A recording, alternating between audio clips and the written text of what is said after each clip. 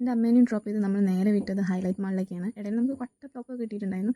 നമ്മൾ ഹൈലൈറ്റിലെത്തി സ്നിച്ചിൽ കയറി നിഷാൻ്റെ ഷർട്ട് നോക്കി. എനിക്ക് ഷോപ്പിംഗ് അത്ര വലിയ ഇഷ്ടമല്ല. നിഷാൻ്റെ എപ്പോഴും പറയാതെ എനിക്ക് അറ്റൻഷൻ തരുന്നില്ല, സെലക്ട് ചെയ്തിരുന്നില്ല എന്നൊക്കെ പറഞ്ഞ് അങ്ങനെ ഒരു ഷർട്ട് എടുത്ത് നമ്മൾ അവിടെ നിന്ന് ഇറങ്ങി നേരെ നിഷാൻ്റെ വീട്ടിലെത്തി. അവിടെ നിന്ന് അമ്മേനെയും പിക്ക് ചെയ്തിട്ട് നമ്മൾ ടൗണിൽ സാധനം വാങ്ങാൻ പോയി.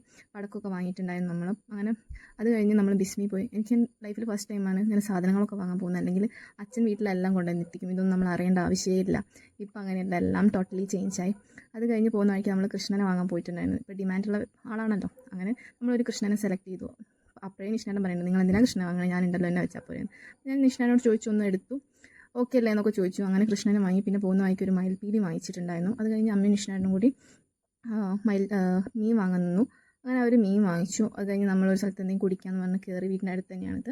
അങ്ങനെ കയറിയിട്ട് നമ്മൾ പൈനാപ്പിൾ ജ്യൂസ് ഓർഡർ ചെയ്തു. പിന്നെ കാടമുട്ട ഉണ്ടായിരുന്നു, പിന്നെ ചട്ടിപ്പത്തിരി. അത് മൂന്നും കഴിച്ചു. അതും കഴിഞ്ഞ് വീട്ടിലെത്തിയപ്പോഴാണ് ഏട്ടൻ്റെ കോൾ, പെട്രോൾ കഴിഞ്ഞ് ഒന്ന് കൊണ്ടുതരുമോ, പെട്രോൾ വാങ്ങിച്ചിട്ടെന്ന് പറഞ്ഞു. അങ്ങനെ നമ്മൾ പെട്രോൾ വാങ്ങി ഏട്ടൻ്റെ ഷോറൂമിൽ പോയി ഏട്ടനെയും പിക്ക് ചെയ്തു. പിന്നെ നർമ്മദേൻ്റെ അടുത്ത് പോയി നർമ്മദേനെയും പിക്ക് ചെയ്ത് നമ്മൾ ഫാസ്റ്റ് ഫുഡ് പോയി പൊറോട്ട വാങ്ങിച്ചു. അത് കഴിഞ്ഞ് നമ്മൾ അവരെ കാറുള്ള സ്ഥലത്ത് അവരെ ഡ്രോപ്പ് ചെയ്ത് കൊടുത്തു. അങ്ങനെ അച്ഛനെയും കൂട്ടി നമ്മൾ വീട്ടിലേക്ക് വിട്ടു. അവരും പിന്നാലെ വരുന്നുണ്ടായിരുന്നു. അങ്ങനെ നമ്മൾ വീട്ടിലെത്തി ഫുഡൊക്കെ കഴിച്ച് പിന്നെ പടക്കം പൊട്ടിക്കാനുള്ള തിരക്കിലായി. അങ്ങനെ നമ്മൾ കുറച്ച് നേരം പടക്കമൊക്കെ പൊട്ടിച്ചു. അതും കണ്ട് നിന്നു.